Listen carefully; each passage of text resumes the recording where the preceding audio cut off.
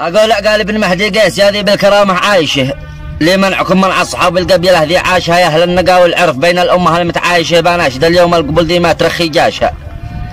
يا ذي تردون الرصاص الجارحات الطايشة غيروا على طفله تناجيكم وتحرق شاشها، جنات طفله واستباح عرضها بالفاحشة،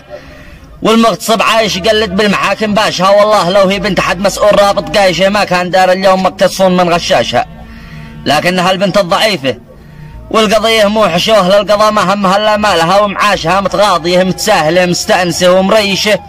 والناس كامل خاملة ومريحة بفراشها. وين القبائل وينها تلك الأسود الناهشة ذي لقل جنات اليمن بايعدمون هاشها. أقول وين القبائل وينها تلك الأسود الناهشة ذي لقل جنات اليمن بايعدمون هاشها، مدحج بكيلو عن سوانس والحد المتجيشة وحاشد وخولان الطيال الشامخة بعراشها، من عد سنحان الإبا لاقيتها المتريشة كل القبل وانجات ما لقيت أنا جياشها، غابت ودنت كلها تلك الرؤوس الشايشة حنين قلبي ملبغة محنت على رشاشها. وين النشامة ذي بعزها عايشة ومعيشة ذي عالشرف والعار تدي راسها ومشاشها،